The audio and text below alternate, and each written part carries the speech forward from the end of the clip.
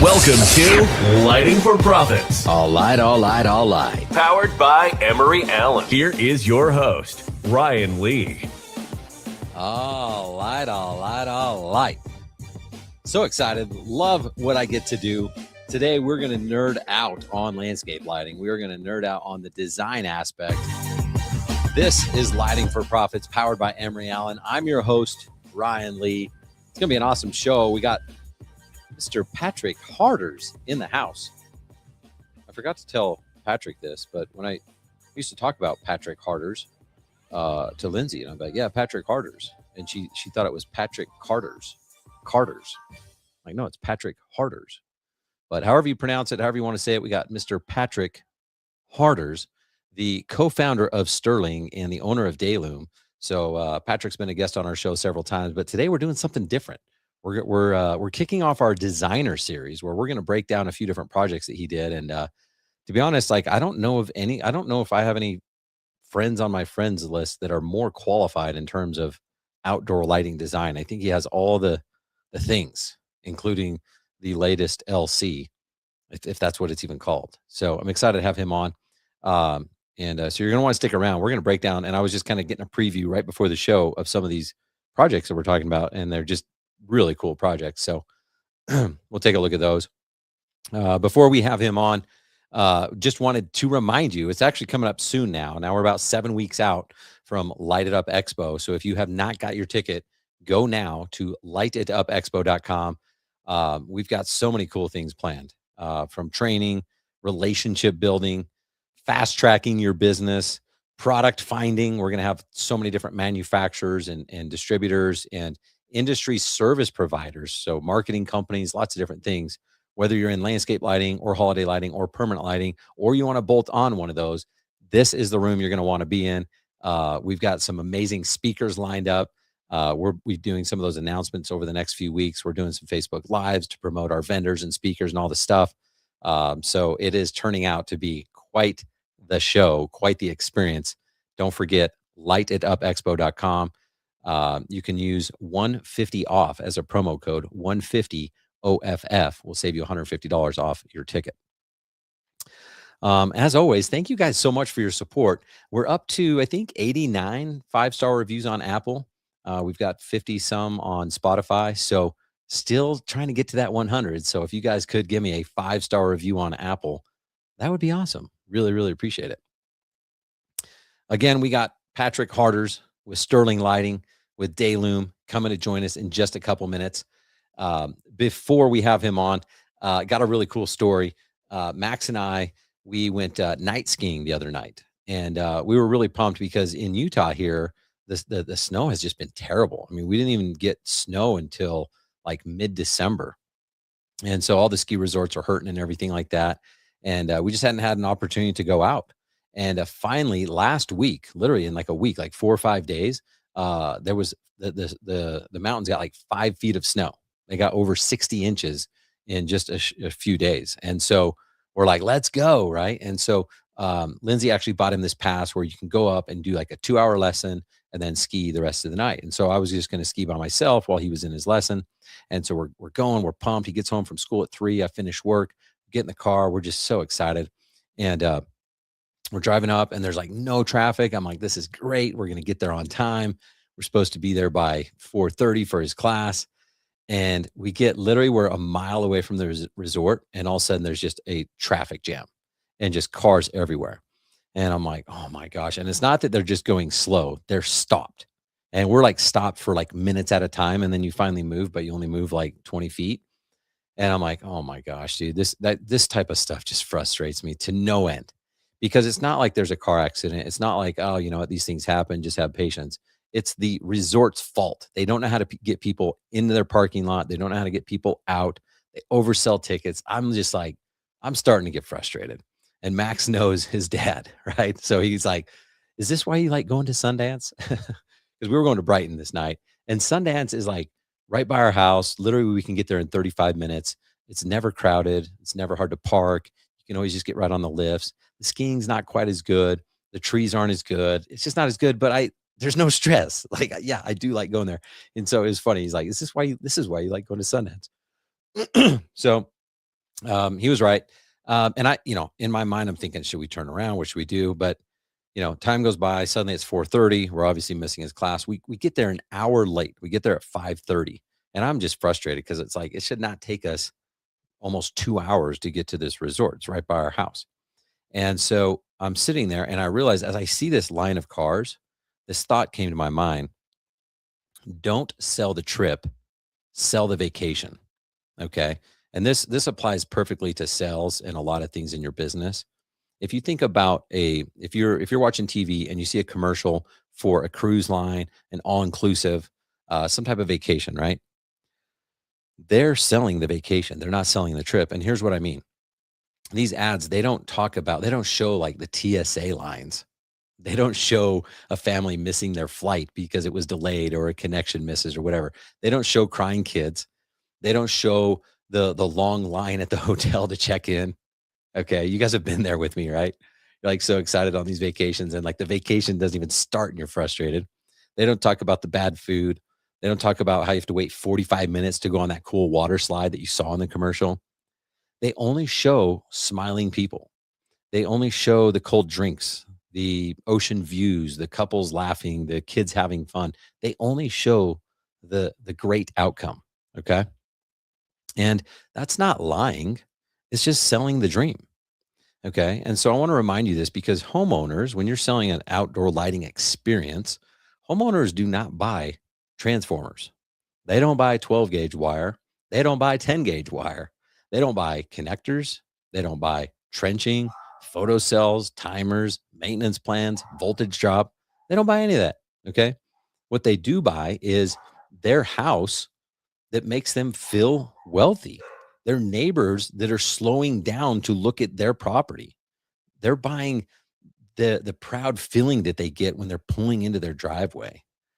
They're buying and investing in hosting parties in their backyard. They're investing in a sanctuary in their backyard, a place to relax and unwind after a hard day. They're buying safety, beauty, status. Okay. They buy the vacation. And unfortunately, most lighting designers, they accidentally sell the trip. Okay. Don't sell the trip, sell the vacation. So these are things that you'll hear people saying, like, they say things like, well, we're going to have to trench over here, or we need to access this panel, or, you're going to need an annual maintenance plan. We'll be out here for 2 days.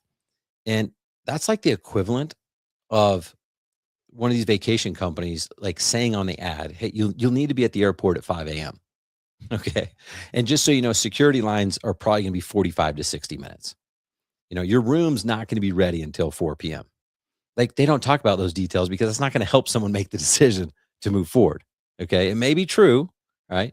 But it doesn't make someone want to go.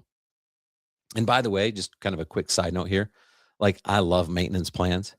I just don't believe in selling them too early because I mean, maintenance is of course like it's responsible, it's smart, it's protective, like it's all the good things, but it's not sexy, it's not emotional, it's not aspirational. And quite frankly, like when you're buying a vacation or booking a cruise, you're not booking a cruise because they promise the great lifeboats. Like these are constructed a high quality. They don't talk about the lifeboats, right?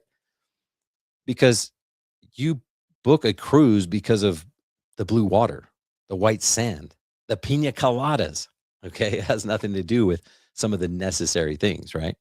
So don't forget, sell the dream first, protect the dream second. Okay. So let me go back to my frustrated in the canyon story, me considering turning around, right? I mean, I literally, I was just so annoyed. I've already had a bad experience at this resort before. I felt stuck, questioning the decision, like, why are we doing this? Right. But here was the cool part. When we finally got there later than I wanted to, the snow was perfect. I mean, it was epic. It was actually probably too cold that night. It was really chilly. In fact, I can't, there's still a part of my big toe I can't feel. So that's weird. But I'm just telling you, like, from a ski standpoint, it was the best night skiing I've ever had, ever experienced. Okay. We had a blast. His friend was up there with his dad and his brother, and we connected with them, and we just had a blast. It was just such an awesome night. And what I realized is at some point, the pain of the trip that I was experiencing stuck in the canyon completely disappeared once the vacation started. Okay. So I want to remind you, most business owners and most lighting business owners quit when they're in the canyon, when they're in the traffic, before they even get to the mountain. They get stuck in hiring problems. They get stuck in slow lead problems. They get stuck with when you get price resistance from a client. Oh, I can't afford it. You're twice as much as the other guy, blah, blah, blah. They get stuck with cash flow stress and they think, well, maybe it's not worth it. But I'm telling you, the ones who win, they endure the trip to get to the vacation. Okay. So I just want to encourage you, stop selling the trip, start selling the vacation, and don't quit in the canyon. If you want the lifestyle, if you want the money, if you want the freedom, you have to be willing to sit in traffic a little bit longer and sometimes a lot longer than everyone else. Okay. And just remember, every great business, just like every great ski night, it literally was such a great ski night, starts with a frustrating drive. I mean, there's no doubt about it. There's not a business that's just easy out of the gate. It starts with a frustrating drive, but the beauty is that it can end with an unforgettable ride, just like my night skiing the other night. So keep moving forward. You got this. And if you don't believe in yourself and you need to borrow some of my confidence, that's cool. You can do that for the week, but I need it back. I picked out some country music because I feel like Pat's got a little country in it. Hey guys, stop settling for cheap, unreliable lamps that ruin your projects and your reputation. Emery Allen's line of premium LED lamps deliver the performance, the longevity, and color consistency your clients expect. Trusted by lighting designers and installers around the country and backed by decades of lighting expertise, don't settle for less. Upgrade your designs and installations today with Emery Allen. Reach out to Tom Garber by emailing tomg@emeryallen.com and take advantage of their contractor pricing. And by the way, don't forget to mention that you heard about him here on Lighting for Profits, and he will hook you up with that discounted contractor pricing. Just email tomg@emeryallen.com. All right. Well, it's time, guys. I think we kick off our designer series and get Pat on the show. So let me see if I can figure this out. Where's our guest intro? Here we go. There it is.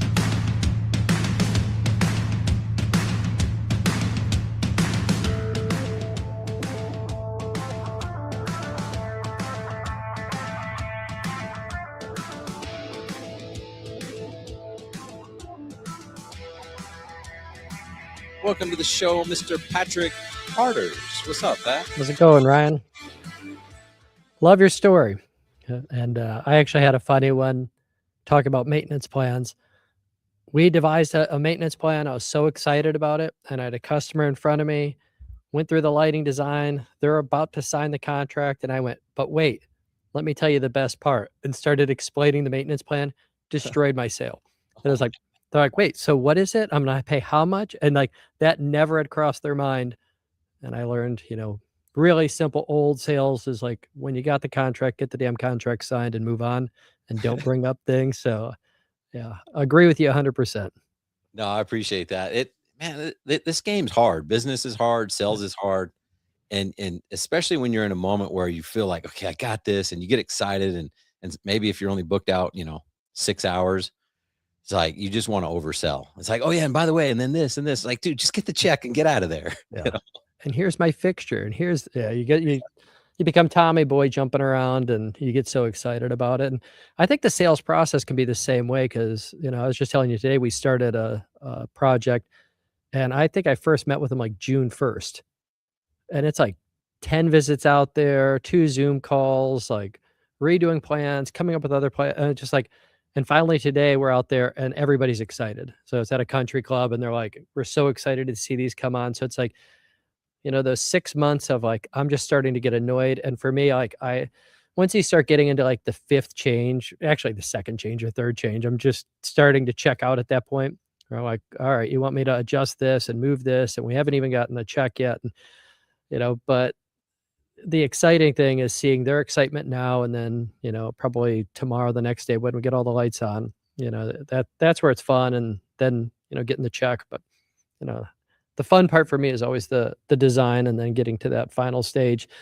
But it's a journey sometimes, even the sales process. You love the jobs that you walk in, they write you a check for 12,000, you install it 4 days later, you walk out, those are the best. But there's some of them that go on, and you keep making adjustments and changes, and it's just stuck in traffic. But then when it all comes in, it's a fun project. So Yeah, yeah, well said. I mean, I'm instant gratification too. Like I want everything I want right now. yeah, So, of course. And I think it's a good reminder that we have a vision of like how what our company does and how we do it, and we expect everyone to just immediately understand that. And we have, a sales process and stuff like that. But if you mention like a country club, sometimes there's committees, sometimes there's multiple decision makers, sometimes we're involved with other projects going on at the same time. So I think that's important is like most people would probably have already given up on that. I mean, you said it was from June. yeah. She had actually two other competitors, and the one of them, the second time she asked for an adjustment, she's like, they just never got back to me. You Yeah. know, so I think that happens a lot, and it's just being diligent and understanding like what my destination to get to. And it turns out they own two other country clubs, so it could be a really very lucrative project for us. And but it was a lot of work, and I had to take that one just because it's different than our standard, $10,000-$20,000 project. Yeah, so many good things there. I know I had my top designer salesperson. He he was so good at closing on the spot, and he knew just like you said, like tonight he's going to get a $12,000 deal. So he just wasn't as excited about follow up because it's like, well, take it or leave it. If you don't want it, like Move on to the next. I literally have 3 appointments tomorrow night, so he's going to make his money. And what's crazy about this is that I think our presentation and he was so good at like giving these a really good impression on people. They would call in the office and say, "Hey, we can't get a hold of Chad. We want to move forward with you." And I'm like, "Holy Doesn't cow!" that Like, drive you crazy? yeah, I'm like, "What The is customer's happening?" hunting your salesman down, you're like, Yeah, "Ugh." like, and you guys still want to move forward with us? I hate us right now. Yeah, Why do you like us? yeah. So if there's just lots of things. I mean, if you can make a good impression, like people are gonna want to work with you. And then like, yeah, don't give up until someone tells you like, no, stop calling. If you call again, I'm calling the police. Like, why why would you stop calling them? Yeah. And there's certain customers that are just gonna take a lot more handholding. My favorite ones are the ones that say, "Do whatever you want, we'll write you a check." That comes around, like, once a year, maybe you get that fantastic customer that's just so simple to work with, and they write you a huge check. But, a lot of times it's a process walking through the whole thing, and seeing your vision, especially something like this where, the head of the head landscaping person actually had to go and present it to the board. And so then I had to train her up. I'm like, "Can I just do it?" And she's like, "No, the board wants me to do it." So, you know, there was times that I thought that deal was dead, but, you know, it's That's fun. awesome. Yeah. Well, in a few moments, we're going to jump into like project walkthrough. You've got a few different projects you're going to walk us through and some of the design challenges and what you did to overcome them and, dealing with different client personalities and tastes and stuff like that. Before I do that though, or before we do that, do a quick intro of yourself. And then I also want to ask you a couple things about kind of like what we're talking about, but just Mhm. who is Patrick Harders, Who am I? politician? Just some just a guy. Yeah, I've been doing lighting since I started in '98. I was actually working at the time, decided to finish my degree, went back to school. A friend of mine owned Outdoor Lighting Perspectives, the franchise system, and so kept bugging him. Like, he kept bugging me to come work for him. And when I went back to school, I started doing nighttime demos for the franchise headquarters, and then just took my lighting career off from there. 2011, we started Sterling Lighting and started the manufacturing side. Kind of did everything I could to not manufacture, but just couldn't get the product I wanted. And so we jumped into that, got into politics this year. We just do a lot of different things. So, you know, Build barns, do podcasts. yeah, I'm in my barn. Yeah, wrestling barn. Well, it's a barn that we throw wrestling mats in, technically, but yeah. So I want to ask you about Daylum because we're talking about this type of stuff. What is like what's the state state of the union for Daylum right now? What's kind of like your guys' average size project, and what are you guys looking forward to It this year? it varies a little bit, if we go by last year, and I tend to take a little more of the fun projects. I think, like, my average proposal last year was around 75,000. Oh wow, Um, Andy, who works for me, his average proposal, and Andy's become, a really good designer. He's been with me about 15 years, been doing design for 10, 11. He's won, like, 2 AOLP awards. Um, his average proposal is about 19,000. His average close is around 12. And then I've got Danny, who's come on. He's been a technician for 5 years and starting to do design for the last year and a half. And his average proposal is probably more in that 9 to 10,000, but he's had 2 jobs go over 50, 60,000, something like that. So, sweet. yeah.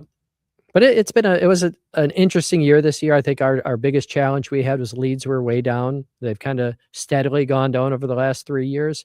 And there was a shift into much bigger projects to try and make up for that. But that's something we're looking at this year. And I think that middle project, the bread and butter $10,000 project that I personally love the most, if, I could send 2, 3 guys out on a job and they could knock out 10,000, 8 to 10,000 in a day and have a second job going on. I love those because you could close them. I think those are coming back more for us. It was just, for us, it was like that 800,000 $1.4 million home weren't buying the way they used to buy. And so, but I've talked to other business owners locally and they've been seeing an uptick in the last 4 to 6 months in some of those jobs coming back. A big kitchen designer, same thing. They said they went to, their $50,000 kitchen went away and, it's just $300,000 to $400,000 kitchens. And, now some of those normal kitchens are coming back. So I've got hope for 2026. Cool. Yeah, I mean, there's lots of different ways to win, of course. Mhm. Um, and I tend to like those too. I think, you can, as long as you are really doing it right. I've come across some members that are doing like they'll sell like a $10,000 $12,000 job.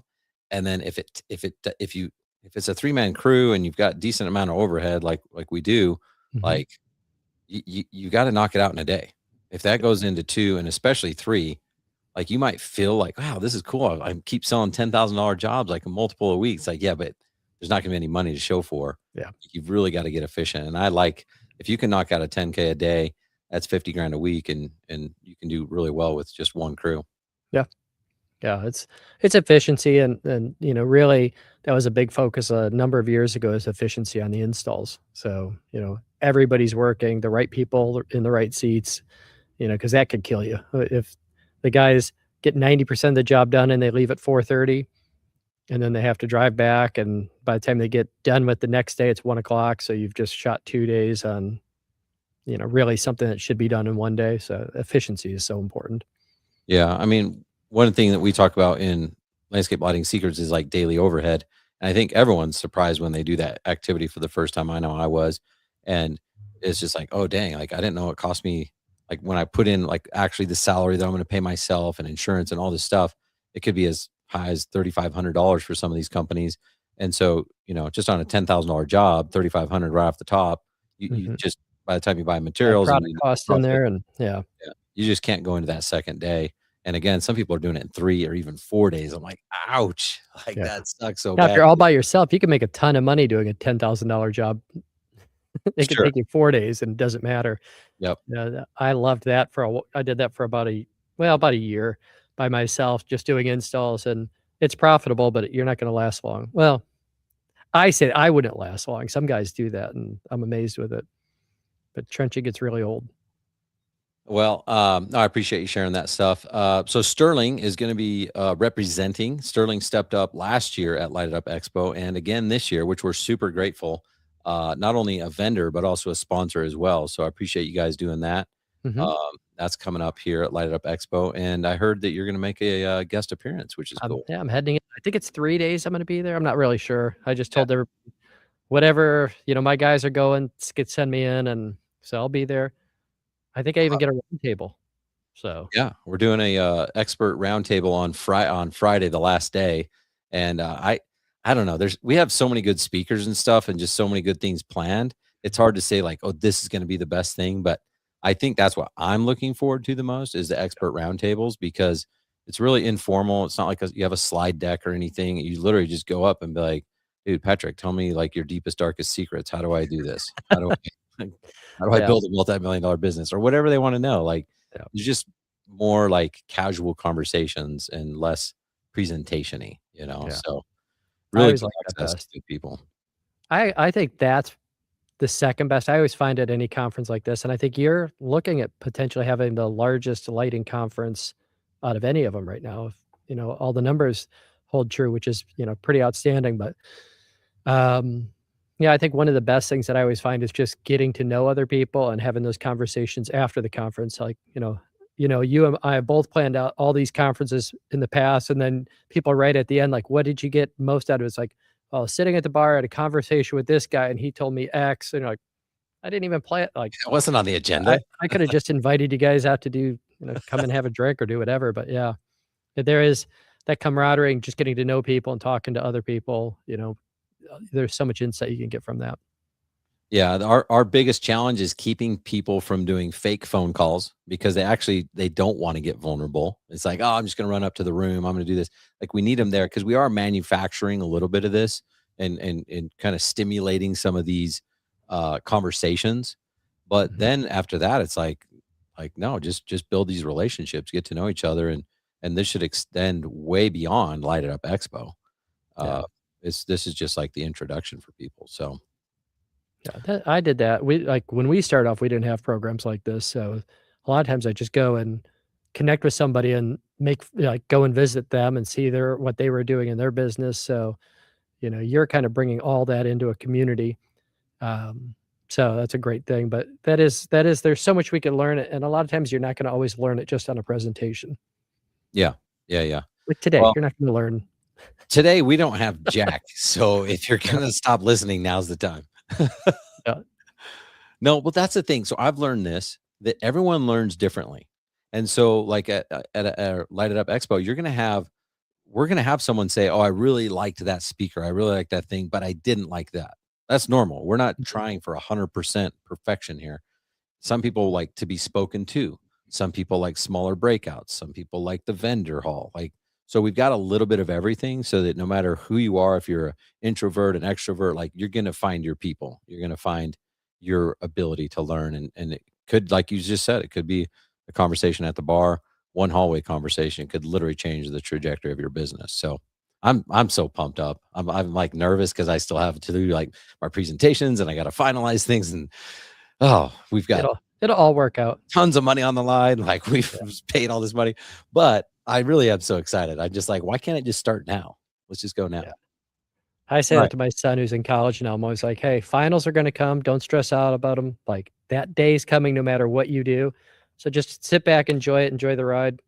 It's gonna come. It's gonna be great." That's good advice. See, that's why we're friends. Mhm. All right. So we're gonna transition now. So to our little design series here. I'm gonna see if our technology works. And whoa, what do we got here? Do we got to have like Google Translate? So basically I was talking to Patrick last week and I had this idea and I was like, hey, and he had some ideas and I was like, hey, let's do it on the podcast. So basically what we're gonna do is just walk through some projects. Um and like no matter what, like you guys know me, like I'm hardcore, like let's double your profits, make more money, buy back your time, hire your replacement, go from operator to owner, like all those things, right? But there's a lot of different elements to that. And I truly believe that design is a major way that you can differentiate yourself and how you solve problems for your clients. And I've just gotten to know Patrick over the years. He teaches our design classes in Landscape Lighting Secrets and Lighting Academy. And I mean, I just see the way you speak about it and like the emotion and the feelings I get when you show your projects is just different than most. So I appreciate you coming on here and kind of walking through some of this stuff. Yeah. I always look at it as I think it's the number one way you differentiate yourself from your competitors. And, I'm a fixture manufacturer. That would be the easiest way for me to walk in and talk about, this is the fixture I designed, this, get into all that. But in the end, I don't think that's what sells a product or sells your systems as much as your design and your vision. And it's the destination that you were talking about. And, you know, quick story, when I first saw Tom Fanning and drove around with him in lighting, it's like 1997. I was like, "What do you do?" And he's like, "I do landscape lighting. Like, I light up houses." I was like, and the question we should always ask, I was like, "Why?" Like, at the time, I didn't get it. I'm like, "I don't understand why you put lights on the front of the house." He's like, "Let me show you." I'm like, "Okay. Yeah, that looks good." And I didn't get it. I was just like, "It looks better that it didn't."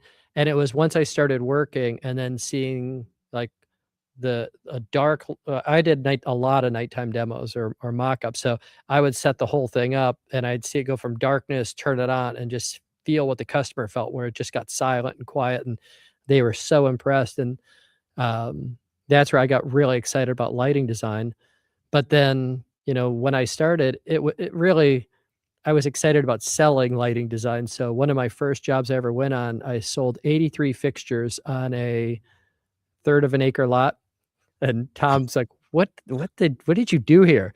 And I had, like, every island, like, they had all these little islands all over, and every one of them had, like, 7 path lights and then 2 trees lit up, and then the next one, and she loved it. She thought it was great, and I thought it was really cool because it was a lot of money, but, when I drove by it a couple years later, I'm like, "I can't believe I did that. That sucks." That's so It true, though. but Every you if do you go go back from to look at any first lighting project, I'm sure we'd all Mhm. be embarrassed at what we did, but the Yeah. clients loved it. Any light's better than no light in their mind, you know? It does make a difference, but there was a shift for me, around 2008 or 9 where I started to go from, like, selling the features and benefits of the light fixtures and how good the installation was and how quick we could get it in and our service afterwards into, getting more into the design and just working on that. And I think it's a skill set that you could learn and get better and better at. Obviously some people they could see it more in their mind and picture it and everything. But I think ultimately it is a skill set and, having restraint in it's very important. So, we go from like, why are we lighting? And that's still the question we should be asking is like, why are we doing this to like, how should we do it well? And so these three phrases here, I was actually at a lighting training program and they were similar to this. I heard a interior lighting designer talking about it. They're Latin. There's sentito, which would be Italian, or sentire, and I'm probably mispronouncing, but that's an emotional, like sentimental, like that's where that word comes from. So there's the emotional connection, and then soma is body, so it's physical, and then semper is trusted.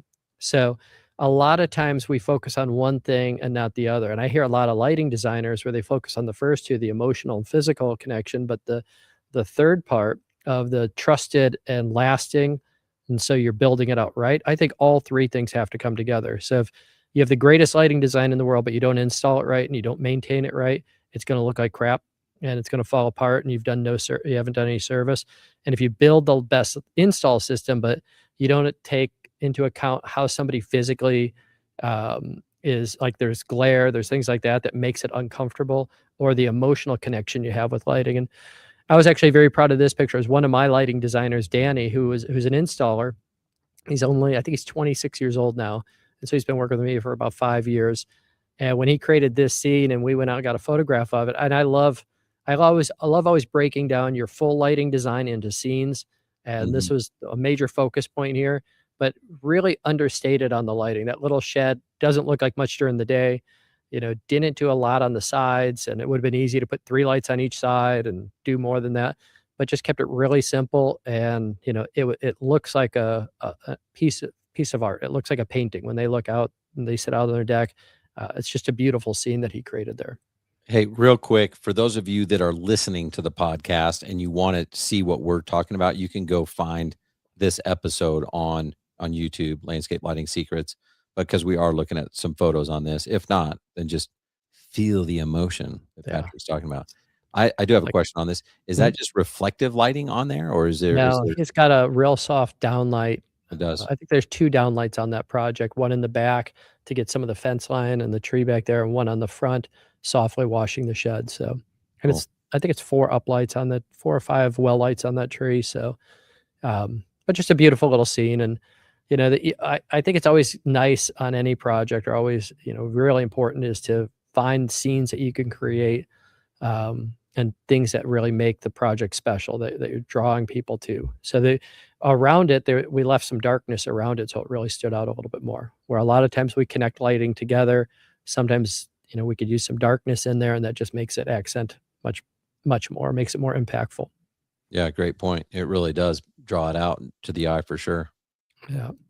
But the next projects, these are interesting, and I chose to do something. We first talked about doing a walkthrough through one project, and instead I had 3 different customers. They all lived fairly close to each other, like within 10 miles of each other. And it was just 3 totally different scenes, and 3 different techniques on lighting design. So this first one is more of a traditional, landscape lighting project. We went with all 3K. We have a lot of downlights, getting some ground cover. When I started off, everything was up lighting, and what you miss is just tying everything in. You'd see the trees lit up, but then you wouldn't have anything really tying the trees. So it's really softly lighting some of the ground cover, some of the path. I think the customer had me add 2 pathway lights, which I didn't want to do. But what I was trying to create is that visual destination of that seating area. And they have a deck and actually an indoor pool, small indoor pool with a screened in room.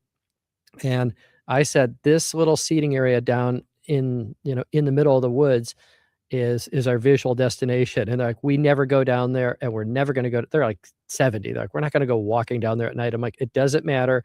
We're creating a destination for your eye to go to. And what was fun about it is they actually rearranged their furniture inside of their sunroom, so that when they're sitting out at night, they're now facing and looking outside because they're just surrounded by soft lighting.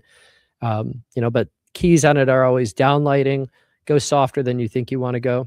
A lot What of do you times normally do? Do you do like 60 degree, or what do you normally recommend? I always, yeah, a lot of times I'll do some 60-degree. I like going up high. Like this one, we had a tree climber out, so we were about 45, 50 feet high on most of these. And we were only at that like 350 to 430 lumens. So it's just really softly lighting. We went a little bit brighter um, on the seating area, so that came out a little bit more of an accent. But most of it, and I learned it the hard way. I was really excited when we came out with like 1,000 lumen downlight with the shrouding and everything affects that. But I wanted it really bright, and I put them up at my house. I'm like, this is way too bright because typically we're lighting and there's so much air that it's not reflecting 100% off something. When you're downlighting, it's reflecting 100% off the grass, the ground cover. So I think it should be softer anyway. So, Mhm. I tell almost everybody, whenever you're doing downlighting, go one step softer than what you're thinking. So, we're in our system, it's usually going to be like 1 click down or 2 clicks down. So it's like 330, somewhere in there. And a lot of times we'll use some lights that are even like hanging lights or mini down lights, and you're going to be in that 100 to 200 lumens on them. Will you do brighter lights for older people, even if you don't think it looks right? Sometimes, I mean, if it's a practical light, like a step light or something like that, I haven't really changed it much for like uplighting trees or uplighting the house, because I don't think that's like lighting they need. It's lighting that they're visually seeing. Obviously, your eyes don't pick up lighting as well as you age, and I'm already 50, so I'm getting there. We're having to wear glasses and everything, and I Right, haven't no, noticed it. we don't do them brighter, we just do them as bright as I think, and I go Yeah. out there like, "Wow, this is really bright, Pat." Yeah, and it's a lot of it is it's not the number of fixtures or luminaires. If you wanna be fancy like we are, what we're looking for is a softer light level, which is usually gonna be more light spread out a little bit more and a little bit softer, to give that better look. And, try not to get, I'd say, from this angle, that one tree, has 2 lights on it, but we're kinda lighting that trunk a little bit bright from this angle. The main viewing angle is from the deck. But as alpha theory always says, there's no such thing as a viewing angle. They're all viewing angles, so it has to be done from all. And I'm like, yeah, you're better than me. I look at viewing angles and everything else. So, um, yeah, but so that was an interesting one. And then if you go to the next slide, you could see this is the same backyard, and the house really wasn't that exciting of a house for lighting. We had the little bit of stonework, and I went real soft on that. We had a little bit of lighting. We had basically like little our SLO2s we put underneath the deck canopy on the right side.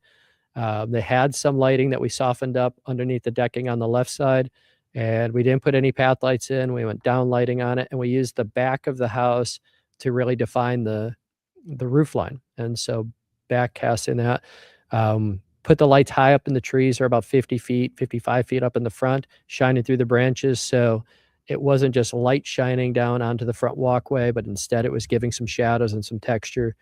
So you could see everywhere where you're going, but it didn't feel like there was light everywhere. And, that's what we're trying to accomplish, is something that looks magical. And, my favorite scene in this front is actually not even shown in this. Is off to the side, there's a bench that we put down 2 down lights on, and it went through the trellis and created some beautiful shadows. And that won some AOLP award at some point, but as a featured focus. But that was an interesting one. And then we go to the next photo, which Let was me pause on this one real Yep. quick, because I love the dappled shadows. I mean, it's Mhm. just, it looks so good. How much do you consider maintenance when coming up with your designs, putting the light 50, 60 feet up in a tree? Yeah, it sucks. And so I try and put in the best lights you can. And what's nice is, if we're using a light that is designed to be 1,000 lumens and I'm running it at 300, I'm only running at like 1/3 of its capacity. So, it's like having a bigger engine that I'm not having to push as hard. So you do get a longer life. Fortunately, part of my design cheating on this one's not too far from my house. Is during COVID, and it was kind of like towards the end of COVID when this one went through, or we began the front part of it, and it was done in 2 phases. And so I knew I could get to it really easy, and the lift is not far away. So, that helps out a lot. But that is something to take into account, especially when you're having jobs. I did one in Birmingham, and she called me up because 2 lights were out, and I'm like, I'm not flying to Birmingham for 2 lights. Um, but that's all things you have to consider. But it is something to look at. And most of the time, the good thing about downlighting, if it's put in right, you have the offset in it, you do the wiring right, you know, you should get a long life out of it. It's not getting banged around. It's not getting hit all over the place. So it's better from that standpoint. If you have path lights, I've seen path lights all the time in the grass, and it's like that's going to be a much higher maintenance than a downlight. But yeah, take that into account. And if you're getting it 50 feet up in the tree and you don't have a ability to do that every time, then don't do it, because it's a pain when it does go out and you don't have the equipment or the tree climber for it. But the first key that I did early on was partnering with the arborist and just asked them like, "Hey, do you have guys that are available on a Saturday?" And all their guys wanted to do so. I found one climber that any Saturday I needed him, he would go out and put my downlights in. Cool. If I ever had service, he could take care of it, a couple $100, and they could fly up those trees. Yep. Yep. Okay, cool. Yeah, we did a similar thing. We had a friend who was an arborist, and then we hired him for our first job where we're like, man, this would look so cool. But we Mhm. don't know how to do it. And then eventually we just hired him to train us, and he told us what gear to get. And so we had Yeah. our own trained climbers, which was nice. But then the challenge became like we were putting them way high. And then all of a sudden, like our maintenance team Oh, was yeah. not climbers. And so we're like, oh, didn't think about that one, right? So, and it wasn't always like a light bulb out or a luminaire out, right? It was sometimes a wire that had, gotten chewed, or, Mhm. started to get swallowed up in a tree, or just something, got hit in a windstorm or whatever. And so it's just, something to think about. I think it definitely looks better going up higher, but you just have to consider what resources you have available Yeah. when you're doing these types of things. And I'll always try and run the wire where the squirrels aren't gonna get pissed off. If it's on the top of the branch, they're gonna get pissed off and chew on or get annoyed with it. So you run it on the sides. You try not to go too much into the crotches of the trees where they're gonna build their nest, things like that. So, yeah, try and think of all those things. This was another project that we did, totally different. And what was interesting about it, they wanted the back tree line lit, but what you can barely see is if you look over on the top, and this was actually one of my favorite scenes that we created. If you look in the top right hand corner, they had a walking path. So they built a stream in, a walking path, a little prayer garden, a fire pit, and so they had this little area, and they said, "We want it to be set apart from the rest of the lighting, so it's a different designation." They had a lot of parties out around the pool and the pool house, but they wanted to have another place that was just different. So I experimented with a technique. I went with 4000K lamps. I got a really gray blue theatrical lens from Apollo Lighting. They were in Indianapolis. I think they're still around, but you could find them, a glass lens. And I did it. I practiced at my house a lot, trying the different lenses, and I was trying to mimic a softer, bluer light because, blue light. I was in my wife's minivan one time, and I'm looking, and I'm like, I could see my hand. I don't see where the light's coming from, and your eyes don't pick up blue light as much as other lights, like white light.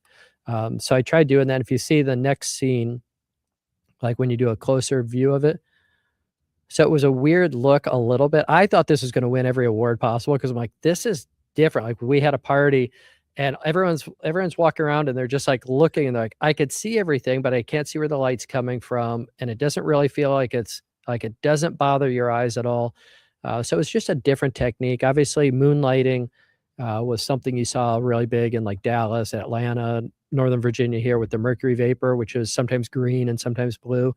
Yeah. But this is trying to get closer. I was trying to get close to moonlight, and, I don't know if I accomplished it. I think I did, but I thought that was just an interesting way to use lighting to separate a section of the property because it was totally distinct from the other areas. Yeah, that's cool. I mean, it does make it feel a little bit more natural, like you said, like you're not really your eye's not drawn to the lighting. Where in some scenes, I think that we're all guilty of that. Like it's a little too much where people know, oh, I love your lighting. Yeah. Probably one of the biggest compliments I ever received. We were doing a lighting for a wealthy family, and then it was for this party, and they loved us. They're like, we're going to get you guys so many leads. It's going to be Mhm. awesome. Blah blah blah.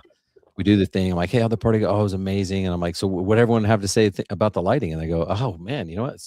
We forgot about it, and so did everyone else. They just kept saying how awesome our backyard was, our landscaping and the wood line and all this stuff. And I took that as a compliment that it wasn't about the lighting. It was about the experience we were creating with the lighting. Yeah. I was thinking about because I'm prepping for, some design training, and, like, a great landscape architect blends in, like, the natural world with the man-made world, and they make it feel like this is a scene that a landscape architect designed, and it feels like it's in a backyard in a gated subdivision, but it feels like it's out in the woods somewhere.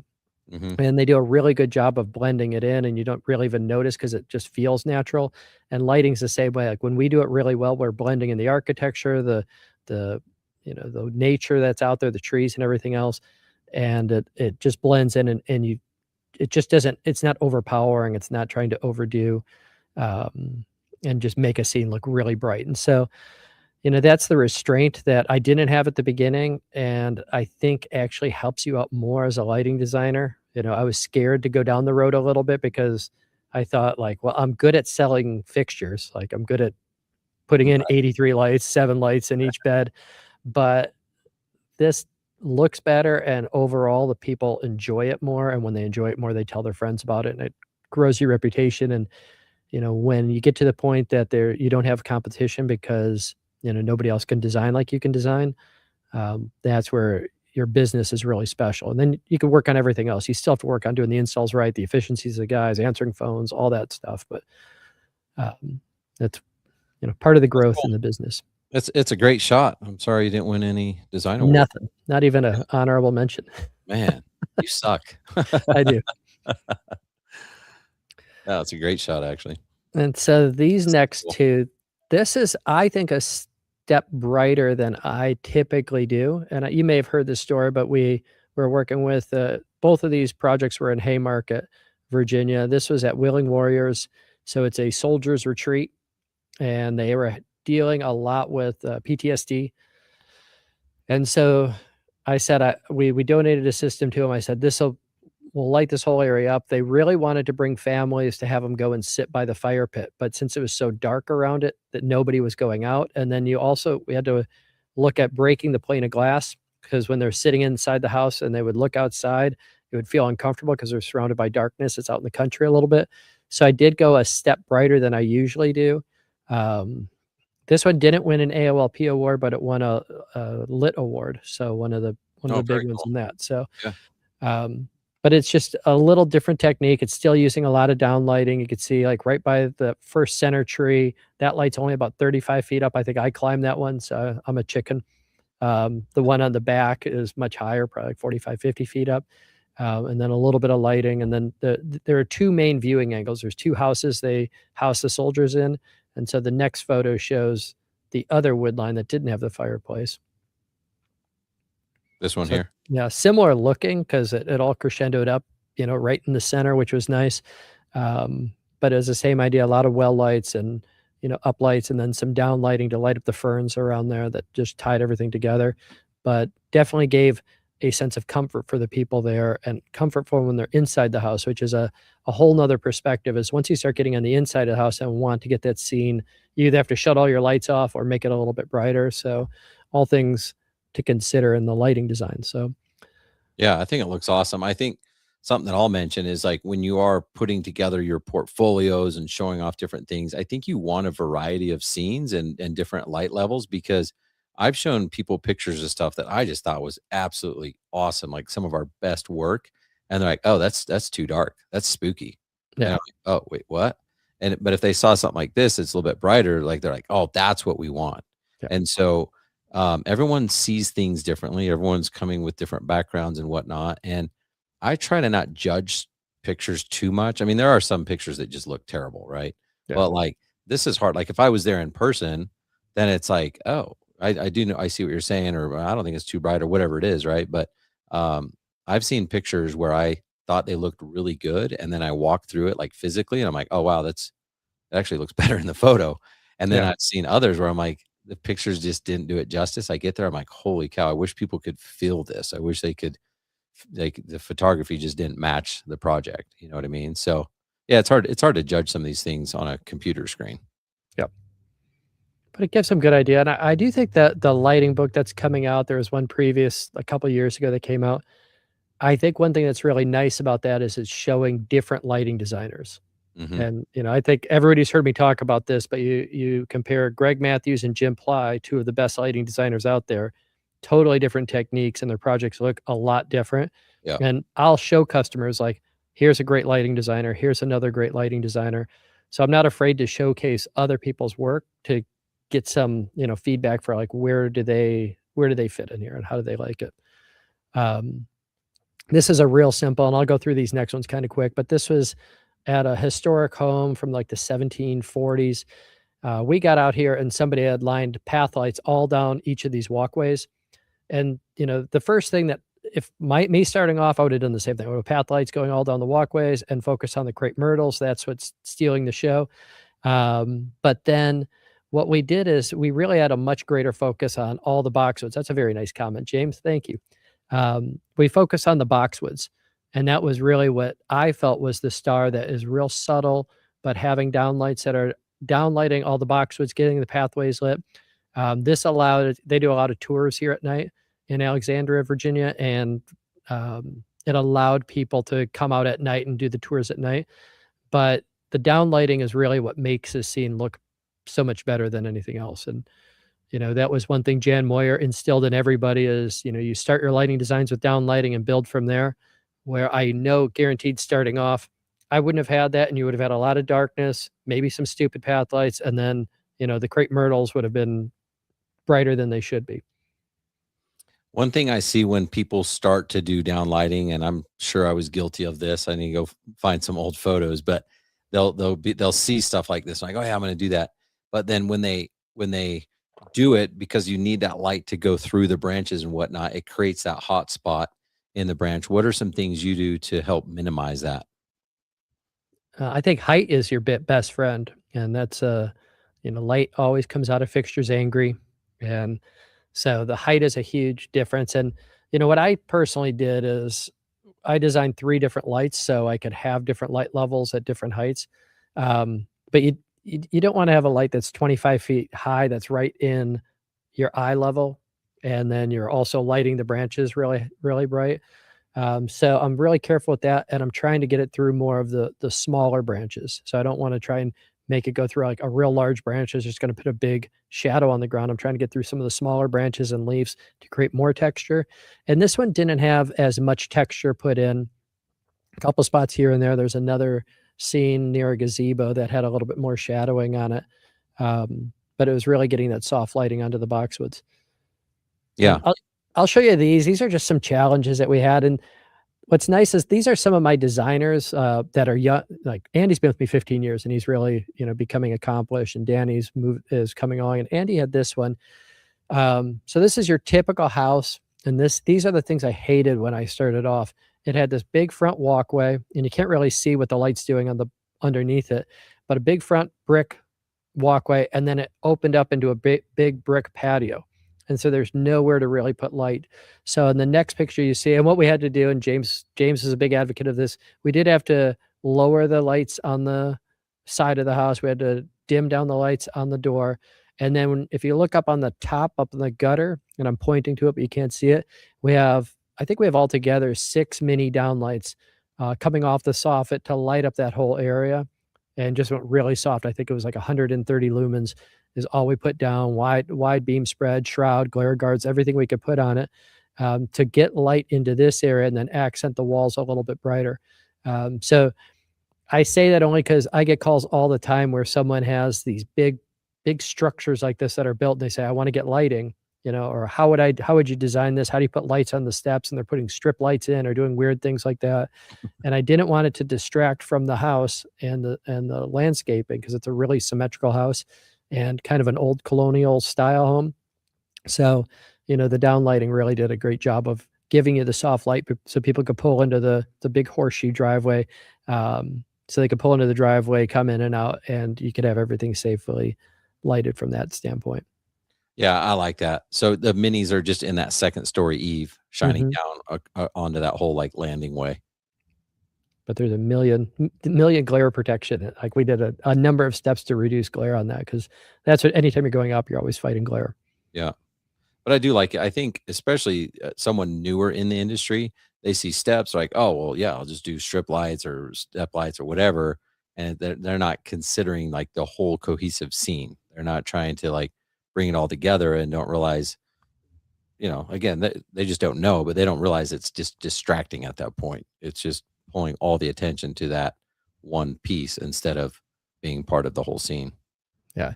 And there were hard shadows we had to deal with, like because of where everything's placed at. We had the lights a little closer to the house. So above that doorway, there was a large shadow. So we have 2 small lights shining down off the soffit to reduce that shadow above the door, because that's the focal point of the whole front, is that entranceway. And that was going to be a big dark spot above it. So there are 2 small lights coming down from there to give you a little bit of lighting to reduce those shadows. I'm assuming you're using Sterling lights here. I do tend to, I use more Sterling lights than anything else. Yeah. So how often are you, because I think when you're canceling out shadows with other lights, how often are you going back and adjusting it after the fact to make sure it's not too bright or sometimes not bright enough? We do. And, I don't know if it depends on the project. Not that I'm going back, but I do cheat a little bit. I always tell my customers, like, I'm so excited to see this. Can you send me a picture tonight? I'm like 90% of the time I'm going to get everything perfect or get a lot perfect. But I'm like, send me a picture tonight. And that night I always get it, and we study it and look at it to go like, all right, just from the photo we could, so we're not going out there for the first time with ladders and everybody, but we have a better idea of what adjustments are going to be made. Yeah. Okay. So I don't always do the nighttime reveal like so many people, and I know that's heresy in our industry. But if we're doing a lot of projects, cancel culture, baby. Yeah. And I had so many nights out that I wasn't with my family. I'm like, I got to figure out a better way to, when we're going to do it, we're as efficient as possible. And a lot of times if I see a photo of it, I know what I need to do, and we could go during the day. It's much safer to be on a ladder during the day than, going out at night and trying to adjust it. But it's usually a step down. But I always try and go a little bit softer. That's typically the answer. It's very rarely is that just needs to be brighter sometimes, but most of the time it's going a level softer. I'm surprised that wasn't like the last question to get your LC. Like, do you go out and do nighttime reveals. And if not, that was like prison lighting, office lighting, 2x2s, 2x4s, things like that. So a lot of crazy questions, like 12 of them are with lighting. Basically, it's just a very symmetrical house. It's got 2 bushes on the side, 2 crepe myrtles, 2 chimneys. that's a beautiful shot. That looks so good. And that was Andy Shoemate. So one thing that I think is really nice is to bringing up your people in the industry and start building up your lighting designers. I think it is going to keep your technicians around a lot longer if they start getting into lighting design, and it gives them a greater avenue and a lot more opportunity and frees you up. So yeah, that was Andy Shoemate designed this, and I'm really proud that someone from my company could go out there and do really good lighting design now. No kidding, man. I mean, it's like, it's cooler that you didn't do it. I got to be home. Yeah. No, that's Yeah. pretty spectacular. I mean, there is that sense of accomplishment of like, man, when I actually help someone else, create this masterpiece and accomplish something that they didn't know how to do before. That's super rewarding. So congrats, man. That's cool. And he tried forever to get them, like he showed them the picture that we saw earlier with the back of the trees. Now this house is higher than the one that I had. Mine was like basically a 1-story house, so the trees were much more pronounced. But lighting up the back actually, ties into the front scene, because those back trees would help. You see, like that roof line just disappears into the darkness. Yep. Where if we had the tree line lit up in back, customer just hasn't moved forward with that yet. Phase 2. It'll happen. It'll happen. Can't forget them. I think we just ran a study on it, and we did it was like 35% of our sales came from our existing customers this year. So there's a lot of money, a lot of we almost never get everything we want on a project.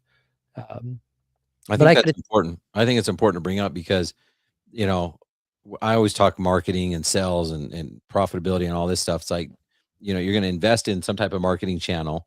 And it's going to bring in a lead. It's going to give you a certain amount of money, but like that first project is not the lifetime value of the client. And this is really why it's important to have good systems beyond that first interaction, because now all of a sudden that client is going to have phase 2. It might be 6 months later, it might be 2 years later, it might be 10 years later. We don't know, but like the chances of them adding are high because that's just what happens in our industry. So the longer you can stay in business, the more unfair advantage that you get. Like you just have, like you said, 35%, like guaranteed.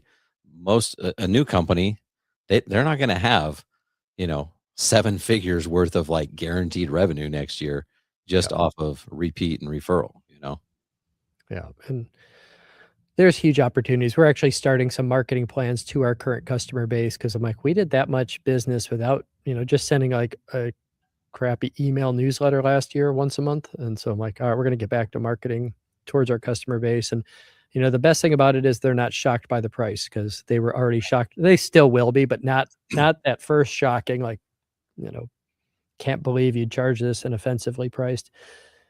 This next one's just a beautiful little scene off a small backyard.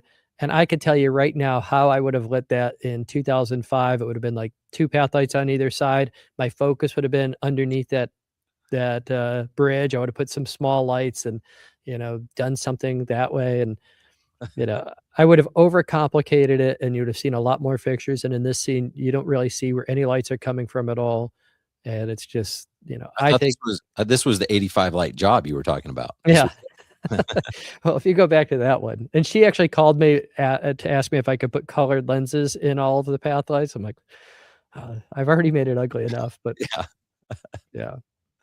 But it's in Reston, Virginia, small little property, and this is right off their deck.